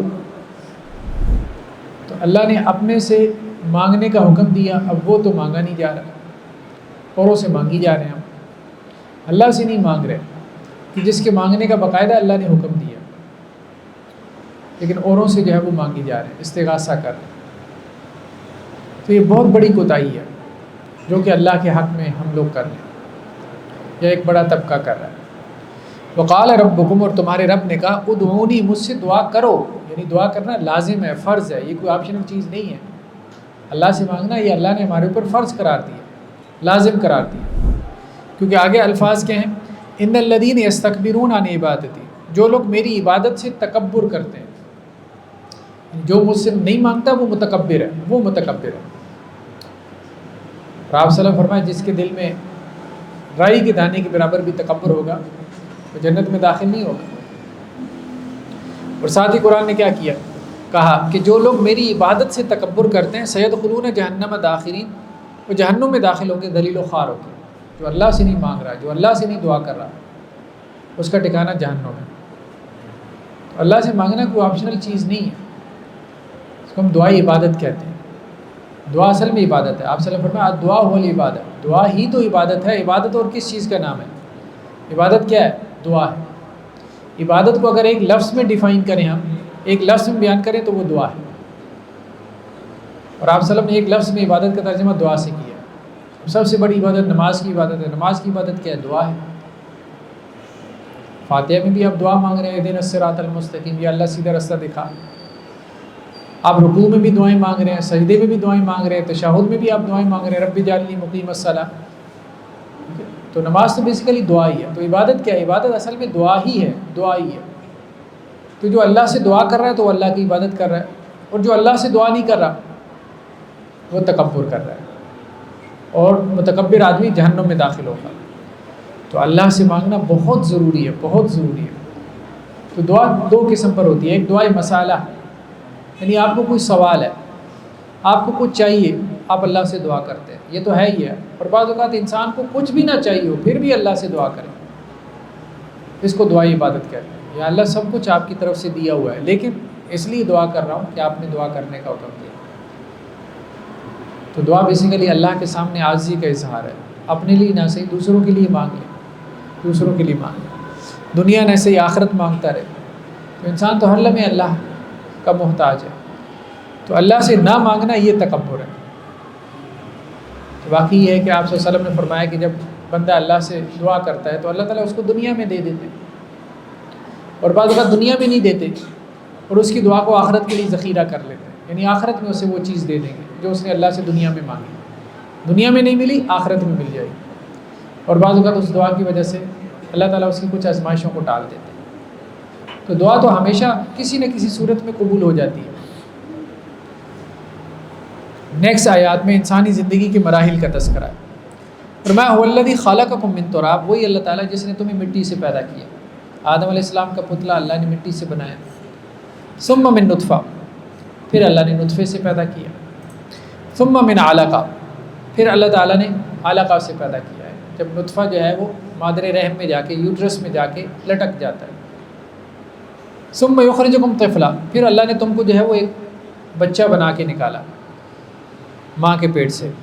ثم لتبلغوا اشدکم، پھر تاکہ تم اپنی جوانی کو پہنچو، بچہ تھا پھر وہ جوان ہو گیا۔ ثم لتکونوا شیوخا، پھر اس کے بعد تاکہ تم بوڑھے ہو جاؤ۔ ومنکم من یتوفی من قبل، وَلِتَبْلُغُوا أَجَلًا مُّسَمًّى وَلَعَلَّكُمْ تَعْقِلُونَ۔ اور کچھ میں تم میں سے ایسی بھی ہیں جو بڑھاپے کی عمر کو نہیں پہنچ پاتے، اس سے پہلے ہی فوت ہو جاتے ہیں، بچپن میں فوت ہو گئے، جوانی میں فوت ہو گئے۔ اور کچھ ایسے ہیں کہ جو اپنی مدت پوری کرتے ہیں، لمبی عمر گزار کے اللہ کے پاس پہنچتے ہیں۔ اور یہ سب اللہ نے کس لیے بیان کیا؟ تاکہ تم عقل حاصل کرو۔ تو انسانی زندگی کے مراحل کہ کس طرح سے اللہ سبحانہ و تعالیٰ انسان کو جو ہے وہ کمزوری سے طاقت کی طرف لے کے جاتے ہیں۔ ایک بچہ ہے، بچے سے وہ جوانی کی عمر کو پہنچتا ہے، اور پھر جوانی کے بعد پھر بچپن کی طرف لوٹ جاتا ہے۔ یعنی بڑھاپا کیا ہے؟ ایک دوسرا بچپن ہے، اور کیا ہے؟ تو انسانی زندگی کے سائیکل کو اللہ سبحانہ و تعالیٰ بار بار بیان کرتے ہیں، اس لیے بیان کرتے ہیں کہ انسان کی اپنی آخرت کی طرف توجہ ہو، اللہ کی طرف رغبت ہو۔ نیکسٹ آیات میں رسولوں کا انکار کرنے والوں کی وعید کو بیان کیا گیا۔ فرمایا الذین کذبوا بالکتاب وبما ارسلنا به رسلنا فسوف یعلمون۔ جن لوگوں نے اللہ کی کتابوں کو جھٹلا دیا اور جن لوگوں نے رسولوں کو جھٹلا دیا، یا رسولوں کے ساتھ جو ہم نے بھیجا تھا، جو وحی ہم نے بھیجی تھی رسولوں کے ساتھ، جنہوں نے اس وحی کو جھٹلا دیا، ان قریب وہ لوگ جان لیں گے، انہیں معلوم ہو جائے گا کہ انہوں نے کتنا بڑا جرم کیا، کتنا بڑا گناہ کمایا۔ تو رسولوں کا انکار، کتابوں کا انکار اللہ کی نگاہ میں بہت بڑا جرم، جبکہ وہ کتاب ان تک پہنچ چکی ہو، جبکہ رسول کا پیغام ان تک پہنچ چکا ہو۔ آج جن تک نہیں پہنچا تو وہ ایک علیحدہ بات ہے، لیکن یہ پہنچانے کی ذمہ داری بھی کس کی ہے؟ اس امت کی ہے، اس امت کی ہے۔ اگر ایک بادشاہ جو ہے اپنا کوئی پیغمبر بھیجے کسی کی طرف کہ فلاں کو جو ہے وہ میرے سپہ سالار کو کیا کرو، میرا یہ پیغام، میرا یہ میسیج پہنچا کے آ جاؤ، اب وہ سپہ سالار تک وہ میسیج پہنچا ہی نہیں۔ تو بعد میں بادشاہ نے جو ہے وہ سپہ سالار سے پوچھا، اس کمانڈر سے پوچھا کہ بھائی میرا میسیج تم تک نہیں پہنچا، تو وہ کہے گا مجھے تو پہنچا ہی نہیں۔ تو اب کس کی پکڑ ہوگی؟ اس کمانڈر کی پکڑ ہوگی یا میسنجر کی پکڑ ہوگی جس کو بھیجا گیا تھا؟ ظاہری بات ہے پیغمبر کی پکڑ ہوگی، جس کو بادشاہ نے بھیجا تھا کہ فلاں کو یہ میسیج پہنچا کے اس نے نہیں پہنچایا، اس کی پکڑ ہوگی۔ جس تک نہیں پہنچا وہ تو چھوٹ جائے گا، اتنا کہہ کے کہ مجھ تک تو آپ کا میسیج ہی نہیں پہنچا، پہنچ جاتا تو میں عمل کر لیتا۔ تو یہی معاملہ ہے کہ آج دنیا میں اگر 2 ارب مسلمان ہیں تو 6 ارب نان مسلم ہیں۔ نان مسلمس تک اللہ کا پیغام کس نے پہنچانا ہے؟ ہم نے پہنچانا ہے، مسلمانوں نے پہنچانا ہے، یہ ہماری ذمہ داری ہے۔ کل کو اللہ کے ہاں وہ تو یہ کہہ کے بڑی آسانی سے بری ذمہ ہو جائے گی، اللہ اب تک تو پیغام پہنچا ہی نہیں آپ کا، نہ آپ کی کتاب پہنچی، نہ آپ کے رسول کا میسج پہنچا، وہ تو بری ذمہ ہو جائیں گے، پکڑا کون جائے گا؟ میسنجر۔ نبی کریم صلی اللہ علیہ وسلم کے بعد جو ہے وہ اب کون ہے؟ کس کی ذمہ داری ہے؟ اس امت کی ذمہ داری ہے۔ تو ختم نبوت کا ایک پہلو ٹھیک ہے، یہ بہت اچھا پہلو ہے کہ آپ جھوٹے نبیوں کا انکار کریں، لیکن اس سے بڑا پہلو کیا ہے؟ اصل پہلو کیا ہے ختم نبوت کا؟ کہ بھائی نبوت ختم ہو گئی، اب نبوت والا کام کس نے کرنا ہے؟ اب پیغمبروں والا کام کس نے کرنا ہے؟ دعوت تبلیغ کا کام کس نے کرنا ہے؟ اس امت نے کرنا ہے۔ نبی تو نہیں آئیں گے، تو جب نبی نہیں آئیں گے قیامت تک کے لیے، تو پھر اب پہلے نبی یہ پیغام پہنچاتے تھے انسانوں تک، وہ لوگوں کو مسلمان کرتے تھے، وہ دعوت تبلیغ کا کام کرتے تھے، تو اب یہ کس کا کام ہے؟ اب یہ اس امت کا کام ہے، اس نے یہ کام کرنا ہے۔ اگر یہ امت یہ کام نہیں کر رہی تو اپنی ذمہ داری ادا نہیں کر رہی، تو قیامت والے دن اس کی پکڑ ہو سکتی ہے۔ یہ بات جو ہے وہ سمجھنے کی ہے کہ ایک بہت بڑی ذمہ داری ہے، یہ میری آپ کی یا ایک فرد کی ذمہ داری نہیں ہے۔ 6 ارب لوگ ہیں، 6 ارب لوگوں تک کوئی چھوٹا سا ادارہ، وہ تو ظاہری بات ہے کہ اب پیغام پہنچانے سے رہا، یہ پوری امت کی ذمہ داری ہے۔ 2 ارب مسلمانوں کو اس ذمہ داری کا احساس کرنا ہے کہ بھائی یہ ہماری ذمہ داری ہے کہ ہم نے 6 ارب تک پیغام کو کیسے پہنچانا ہے۔ اور اگر صحیح معنوں میں یہ 2 ارب یہ ٹھان لیں، یہ تہیہ کر لیں کہ ہم نے 6 ارب تک اچھے سے پیغام پہنچا دینا ہے، تو سارے نہ صحیح ایک بڑی تعداد ایمان لے آئے گی۔ 2 ارب میں مزید 2 ارب مل جائیں گے انشاءاللہ سے، کہ 25% سے 50% ہو جائے گی دنیا کی آبادی کا۔ لیکن یہ ہے کہ وہ ذمہ داری کو سمجھے تو صحیح۔ اب یہ ذمہ داری کوئی سمجھتا ہی نہیں ہے، بس ذمہ داری اصل میں یہی ہے کہ جی بیوی بچوں کا پیٹ پالنا ہے، بس سب کو یہی سمجھ میں آ رہی ہے۔ یہ بہت ضروری ہے، بہت بڑی ذمہ داری ہمارے اوپر عائد کی گئی ہے۔ اذ الاغلال فی اعناقہم والسلاسل یسحبون۔ تو اب وہ لوگ جنہوں نے اللہ کی آیات کو جھٹلایا، اللہ کی کتاب کو جھٹلایا، ظاہر بات ہے جھٹلائے گا تب جب کتاب پہنچے گی، جس تک پہنچی نہیں تو اس نے کیا جھٹلایا؟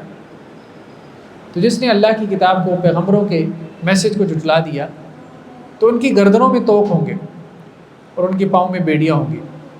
یسحبون فی الحمیم ثم فی النار یسجرون، انہیں کھولتے ہوئے گرم پانی میں گھسیٹا جائے گا اور پھر جہنم کے اندر ان کو جھونک دیا جائے گا۔ ثم قیل لهم این ما کنتم تشرکون، پھر ان سے کہا جائے گا کہاں تمہارے جنہیں تم اللہ کے ساتھ شریک ٹھہراتے تھے، من دون اللہ، اللہ کے چھوڑ کے تم ان کی عبادت کرتے تھے، قالوا ضلوا عنا، تو وہ کہیں گے وہ آج ہم سے گم ہو گئے، بل لم نکن ندعو من قبل شیئا، بلکہ ہم تو کسی چیز کو پکارتے ہی نہیں تھے، جن سے ہم نے امیدیں لگائی ہوئی تھیں آج وہ ہمارے کچھ کام میں آئے۔ کذالک یضل اللہ الکافرین، اسی طرح اللہ تعالیٰ کافروں کو گمراہ کرتا ہے۔ تو آخرت میں وہ لوگ کہ جن تک پیغام اور میسج پہنچا اور پھر انہوں نے جھٹلا دیا، جن تک توحید کا پیغام پہنچا اور پھر انہوں نے شرک کے اوپر اصرار کیا، تو ان کا ٹھکانہ جہنم بیان کیا گیا۔ نیکسٹ آیات کے اندر عذاب الہی کے وقت میں اگر کوئی شخص ایمان لے آتا ہے تو قرآن کہتا ہے کہ اس کا ایمان معتبر نہیں ہے۔ ہر انسان کو اللہ تعالیٰ نے ایک مہلت، ایک وقت دے کے دنیا میں بھیجا ہے، جب اس کا وقت ختم ہو جاتا ہے تو اس کے بعد اب اس کی توبہ، اب اس کا ایمان قابل قبول نہیں۔ جیسا کہ حدیثوں میں آتا ہے نا قیامت کی بڑی نشانیاں، ان میں سے ایک نشانی کیا ہے؟ سورج مغرب سے طلوع ہوگا۔ جب سورج مغرب سے طلوع ہوگا پھر بھلے ساری دنیا ایمان لے آئے، اللہ تعالیٰ نہیں مانے گا، نہیں مانے گا۔ اسی طرح انفرادی طور پہ اگر کوئی شخص موت کے فرشتے کو دیکھنا شروع کر دیتا ہے، یعنی نزا کے عالم میں ہے، دنیا سے جا رہا ہے، اب اس کو اگلی دنیا نظر آنا شروع ہو گئی، اب وہ کہتا ہے میں نے اب سب کچھ مان لیا، نہیں، اب ٹائم ختم ہو گیا۔ اس سے پہلے جب تمہارے پاس صحت تھی، تمہارے پاس وقت تھا، تو اس وقت تک کا ایمان، اس وقت تک عمل معتبر تھا۔ یہ کہ جب فرشتے دیکھنا شروع کر دیے تو اب بندہ کہے کہ یا اللہ سارا کچھ میں نے اب تیرے راستے میں صدقہ کر دیا، نہیں، یہ نہیں، اس کا کوئی اعتبار نہیں۔ فلما راؤ باسنا قالوا آمنا باللہ وحدہ، تو جب وہ ہمارے عذاب کو دیکھ لے تو پکار اٹھتے ہیں ہم اللہ وحدہ لا شریک پہ ایمان لاتے ہیں، صرف اللہ پہ ہم ایمان لاتے ہیں، وکفرنا بما کنا بہ مشرکین، اور اللہ کے ساتھ جو ہم نے شریک ٹھہرا رکھے تھے ہم ان کا انکار کرتے ہیں۔ فلم یک ینفعہم ایمانہم، لیکن انہیں ان کا ایمان فائدہ نہیں دے گا۔ کب؟ جب ان کا معاملہ ختم ہو چکا، ان کا وقت پورا ہو چکا، تو اب ایمان فائدہ نہیں دے گا۔ لما راؤ باسنا، جب کہ وہ ہمارے عذاب کو دیکھ لیں گے تو پھر ایمان لانے کا کوئی فائدہ نہیں۔ سنت اللہ قد خلت فی عبادی، یہ اللہ کی سنت ہے جو اس سے پہلے اللہ کے بندوں میں جاری ہو چکی۔ وحسر ہنالک الکافرون، اور کافر لوگ اس وقت بہت خسارے میں ہوں گے، بہت خسارے میں۔ تو اس وقت کو انسان کو غنیمت دینا چاہیے جو اللہ نے دے دیا، اور پتہ نہیں کب کس کا یہ وقت ختم ہو جائے، اور اس وقت جو ہے وہ انسان افسوس کرتا پھر کہ اب مجھے تھوڑی سی مہلت مل جائے۔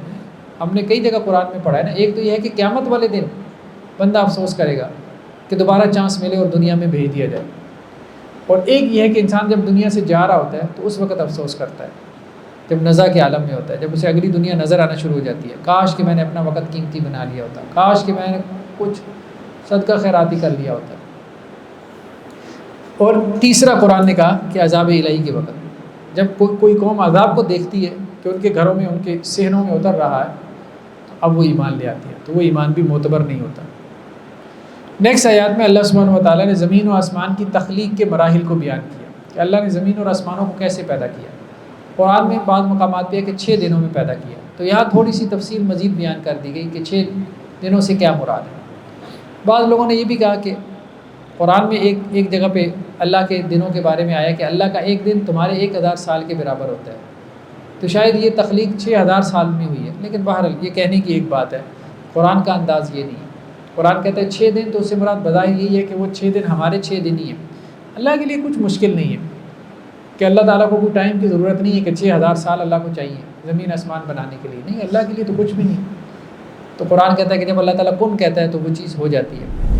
قل ائنکم لتکفرون بالذی خلق الارض فی یومین، آپ ان سے کہہ دیں کہ کیا تم اس ذات کا انکار کرتے ہو جس نے 2 دنوں میں زمین کو پیدا کیا، 2 دنوں میں زمین کو پیدا کیا، وتجعلون له اندادا، اور تم نے اللہ کے شریک ٹھہرا لیے، ذالک رب العالمین، تمام جہانوں کا رب ہے اللہ، تو تمام جہانوں کا رب ہے۔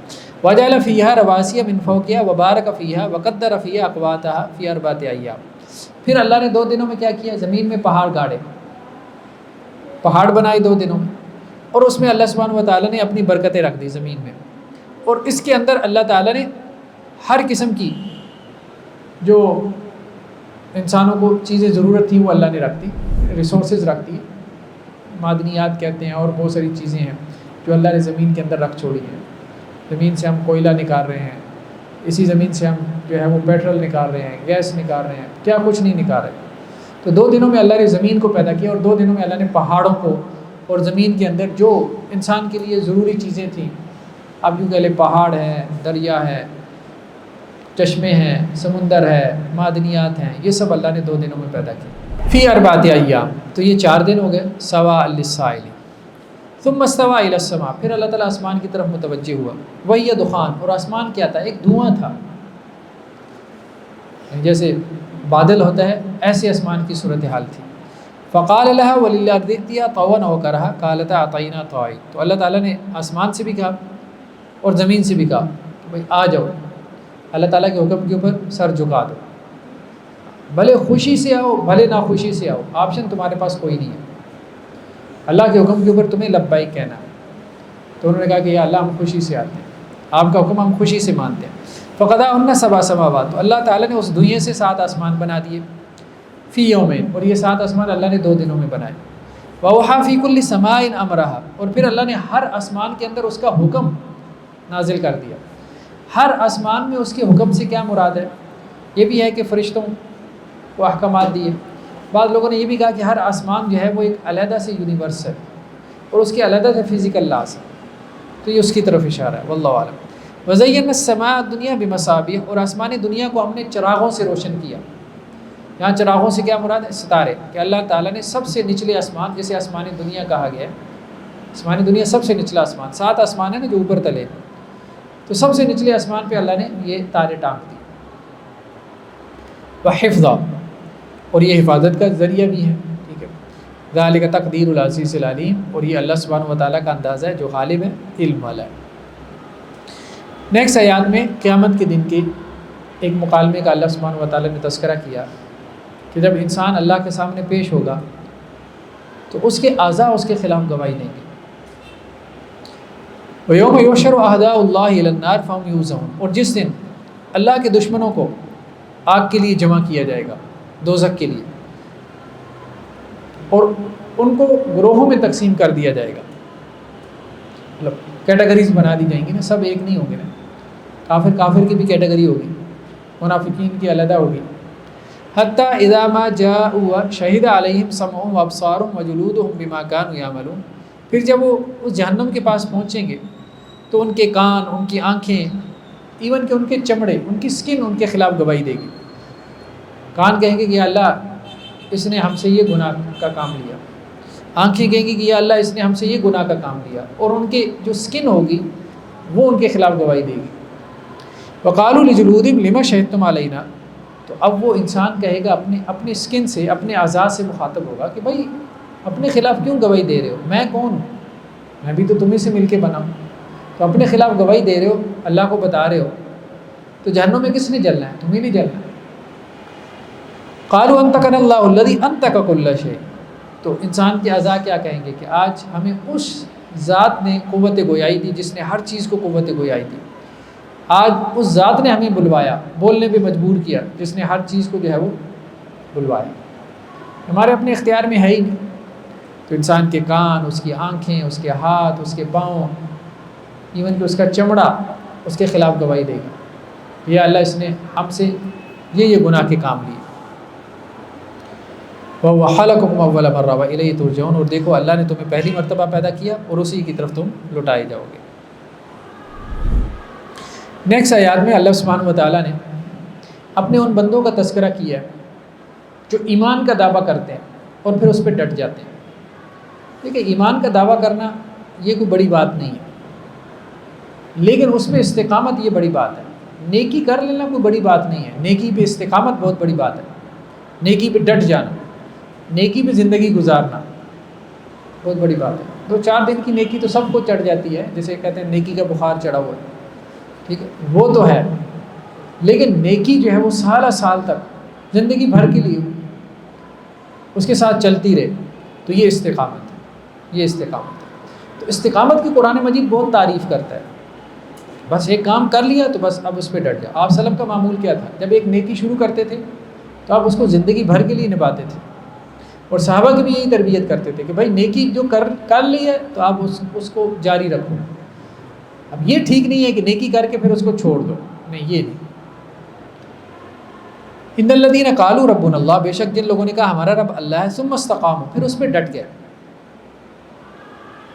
اللہ کو رب بنا لینا یا اللہ کو رب کلیم کرنا ہے یہ تو بہت لوگ کر لیتے ہیں، لیکن یہ کہ اب اس پہ ڈٹ گئے، بھائی اب اس پہ زندگی گزارنی ہے، اس پہ زندگی گزارنی چاہے جیسے بھی حالات کیوں نہ ہو. آزمائشیں آتی ہیں انسان کے پاؤں ڈگمگا جاتے ہیں نا، انسان اللہ سے شکوے شکایات پال لیتا ہے.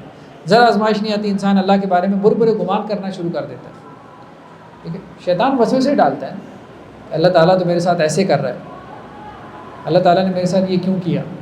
شیطان انسان کو وسوسے ڈالتا ہے، اللہ تو ہمیشہ میرے ساتھ برا ہی کرتا ہے. چھوٹے چھوٹے بچوں کو دیکھیں، ماں سے مار پٹ جاتی ہے، ٹھیک ہے، تو وہ اس قسم کی باتیں کرنا شروع ہو جاتے ہیں کہ میرا تو یہ دن ہی خراب گزرا ہے اور میرا تو دن کبھی اچھا گزرتا ہی نہیں ہے.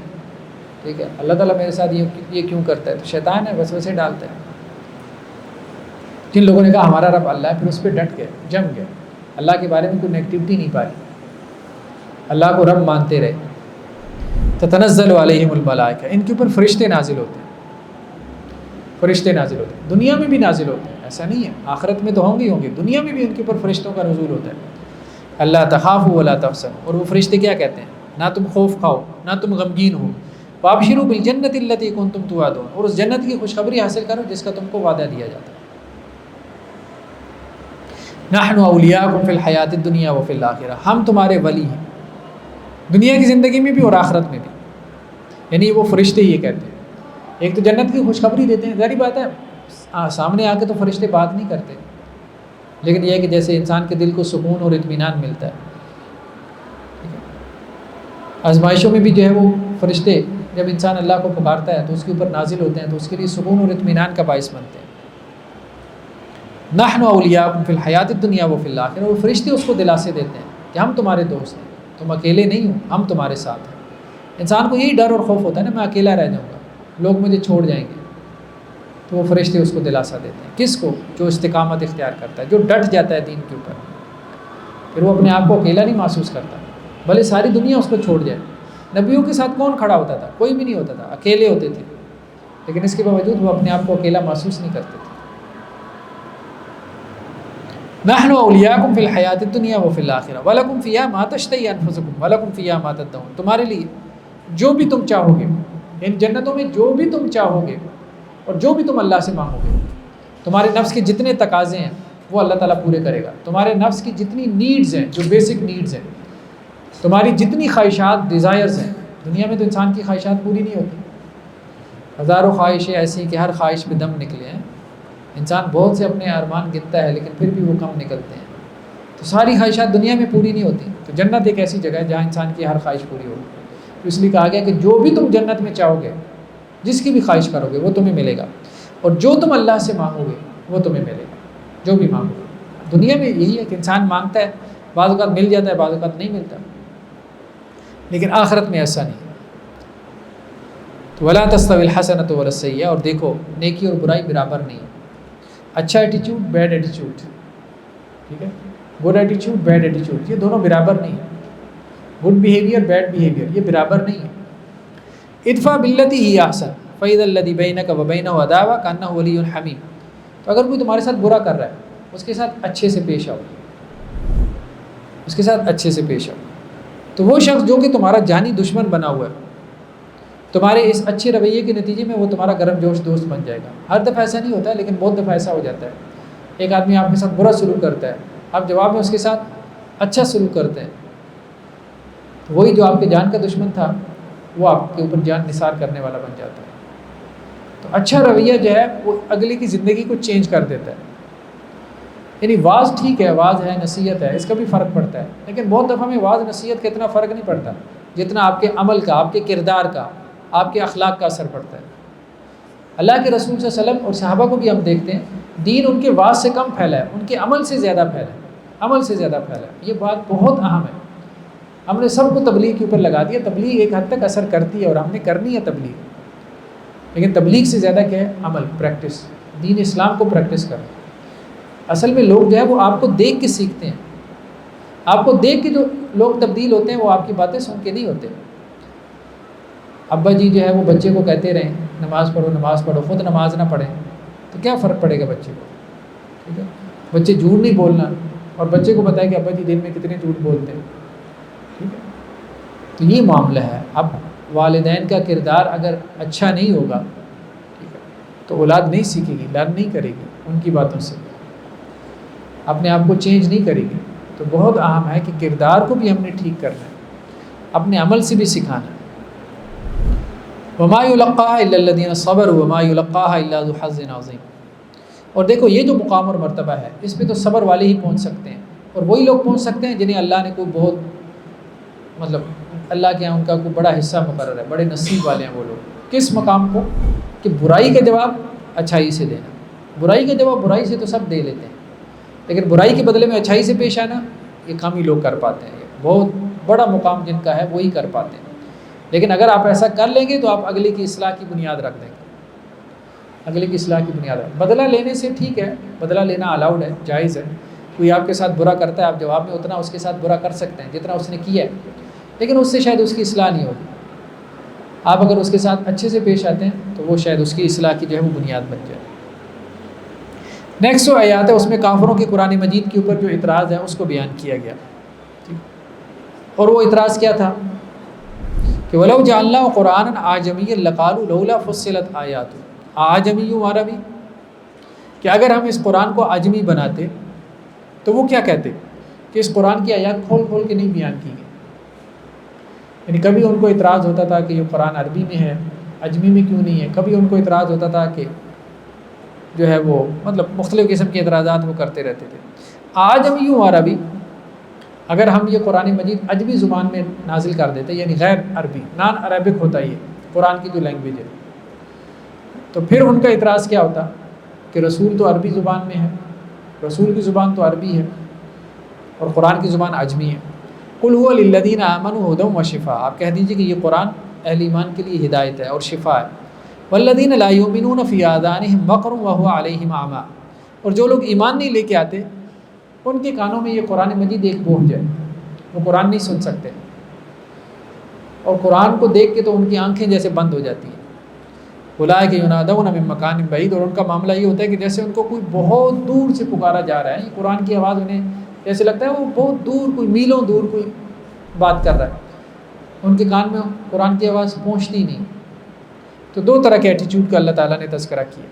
ایک تو اہل ایمان ہے، قرآن جب پڑھا جاتا ہے انہیں ہدایت ملتی ہے اور قرآن ان کے لیے شفا بن جاتا ہے. سینے کی بیماریوں کے لیے بھی شفا بنتا ہے، ویسے جسمانی بیماریوں کے لیے بھی شفا بن جاتا ہے. اور جو ایمان نہیں لے کے آتے تو ان کے لیے قرآن ایک بوجھ ہے، ان کے کانوں پہ بوجھ ہے، وہ قرآن سن ہی نہیں سکتے. قرآن دیکھ کے وہ اپنی آنکھیں بند کر لیں گے.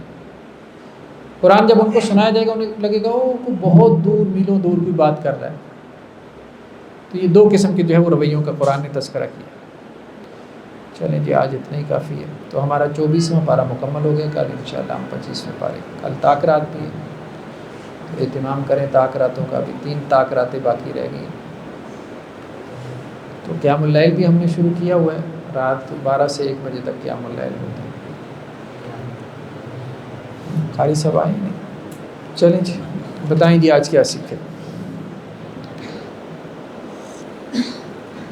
جی جو لوگ اوپر استغفار کرتے رہتے ہیں اللہ کے عرش کے جو 8 فرشتے ہیں ان کے لیے دعا کرتے ہیں. ہاں، جو اللہ سے معافی مانگتے ہیں، توبہ کرتے ہیں، تو اللہ کا عرش جن فرشتوں نے اٹھایا ہوا ہے، جو عرش کے ارد گرد کے فرشتے ہیں، وہ ان کے لیے استغفار کی دعا کرتے ہیں. جی ہاں، اللہ سے دعا نہ کرنا یہ بھی تکبر کی علامت ہے، اور اللہ سے دعا کرنے کا حکم ہے. ہاں، مسلمانوں کی یہ ذمہ داری ہے کہ وہ کافروں تک اسلام کی دعوت پہنچائیں. ٹھیک، یہ ہماری ذمہ داری ہے، قرآن کا میسج پہنچائیں. جی ہمیں صرف اللہ سے دعا کرنی چاہیے. چلو ماشاءاللہ. اللہ کے بندوں کی نشانی کیا ہے کہ وہ صبر کرتے ہیں.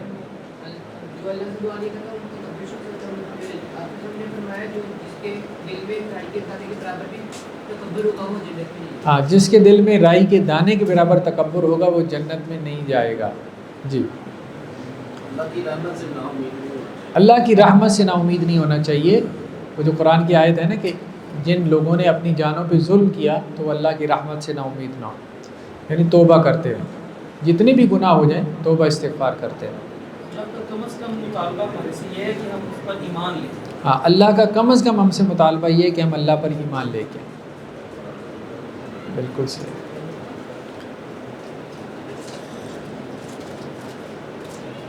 جی اور کوئی نقطہ کسی کے ذہن میں ہو؟ جی پیشاب کی چھینٹوں سے بچنا چاہیے. کس سے؟ پیشاب. ہاں پیشاب کے چھینٹوں کا آج تذکرہ آیا تھا. عذاب قبر کی بات آئی تھی نا تو اس کے ذمن میں. جی گناہ سے توبہ کرنا لازم ہے، یہ فرض ہے، یہ کوئی اختیاری چیز نہیں، آپشنل نہیں ہے کہ چاہا تو توبہ کر لی چاہا تو نہیں. جب بھی گناہ ہو جائے تو اب بندے کے اوپر لازم ہے، فرض ہے کہ توبہ کرے، معافی مانگے، استغفار کرے. اللہ پاک دنیا و آخرت میں اہل ایمان کی لازماً مدد کرتے ہیں. ہاں یہ بھی آیت آئی ہے کہ اللہ تعالیٰ جس طرح رسولوں کی مدد کرتا ہے اسی طرح اللہ تعالیٰ ایمان والوں کی بھی مدد کرتا ہے، دنیا میں بھی اور آخرت میں بھی.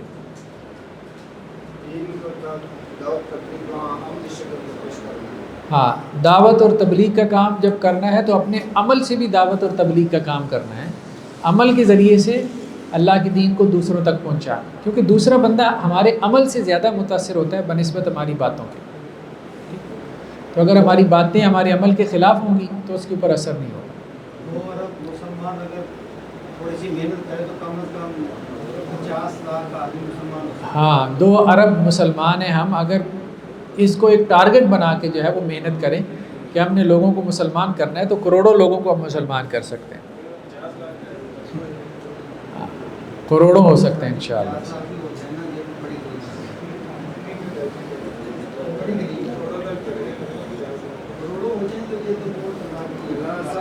محنت نہ ہونے کی وجہ سے آج ہم نے محنت چھوڑا ہے، اس کی وجہ سے ہم اس سے متاثر ہیں. میں مسلم سے، اس کے لباس سے، اس کی شکل صورت سے، اس کے ہر کام سے وہ ہم مغلوب ہیں، وہ ہمارے اوپر غالب آ رہا ہے. اس وجہ سے کہ ہم نے اپنا کام کو چھوڑا ہے. اور صحابہ کرام میں جو محنت کرتا تھا پوری دنیا میں صحابہ کرام غالب. دیکھو نا جو کوئی بندہ نماز نہیں پڑھتا میرے کبیرہ گناہ کرتا ہے، لیکن جو نماز کی محنت نہیں کرتا ہے، اچھے روزے کی محنت نہیں کرتا ہے، وہی بڑا گناہ ہے. تو دعوت تبلیغ کی محنت سے دین پھیلتا ہے. جب مسلمان دعوت تبلیغ کی محنت چھوڑ دیں گے تو پھر ہم کافروں سے اثر لینا شروع کر دیں گے. تو اگر ہم ان پہ اپنا اثر ڈالنا چاہتے ہیں تو ہمیں دعوت تبلیغ کا کام کرنا ہے. جی ہمیں قرآن سے تعلق رکھنا چاہیے. چلو ٹھیک ہے. ہاں ایک مل گیا اس کو. سر یہ دعا کے بارے میں کہا گیا ہے کہ دعا نہ کرنا تکبر ہے، تو یہ دعا کون سی والی؟ مطلب ایک تو جیسے نماز پڑھی ہوئی رٹی بٹائی دعائیں ہیں وہ دعا کرتے ہیں ہم فارغ ہو گئے، ٹھیک ہے. ایک تو یہ ہے مطلب اس سے میں غیر شعوری دعا ہم کر سکتے ہیں. ایک شعوری ہے کہ مجھے کوئی مسئلہ ہے، کوئی اللہ سے مجھے کچھ چاہیے تو وہ میں اس انکساری سے اور وہ کہ دعا کروں گا وہ کچھ اور اس کا عذاب ہوگا. تو یہ کس کو دعا کرنا؟ ایک تو عادت والی ہے یا وہ ہے کہ جو صحیح دونوں ہی اس میں شامل ہے، دونوں اس میں شامل ہے. ٹھیک ہے مطلب کہنے کا مقصد یہ ہے کہ اللہ کے علاوہ دیکھیں نا انسان کو ضرورت تو پڑتی ہے نا کسی سے تو مانگے گا نا. ٹھیک ہے تو بت سے مانگ رہا ہے یا صاحب قبر سے مانگ رہا ہے. ٹھیک ہے یہ ٹھیک نہیں اللہ سے. ہاں کیفیت تو دیکھیں عبادت بھی اب نماز میں بھی ہر وقت تو کیفیت حاصل نہیں ہوتی، لیکن یہ ہے کہ جو نماز پڑھ رہا ہے بہرحال وہ ایک فرض کی ادائیگی تو کر رہا ہے، بھلے اسے اس میں کیفیت نہیں حاصل ہو. ہم یہ کہیں گے کیفیت کے ساتھ ہو جائے تو بہت اچھا ہے، لیکن اگر کیفیت کے بغیر بھی ہوگی تو اس کا فرض تو ادا ہو جائے گا. تو اگر رسماً بھی دعا مانگ رہا ہے تو ایک جو فرض ہے دعا مانگنا وہ فرض کی ادائیگی تو ہو جائے گی. باقی یہ ضرور کہا گیا ہے کہ عبادت کے اندر کیفیت ہونی چاہیے، یعنی عبادت میں احسان کی کیفیت ہو تو وہ ٹھیک ہے، انسان اپنی ہر عبادت کو احسان کی کیفیت کے ساتھ ادا کرے.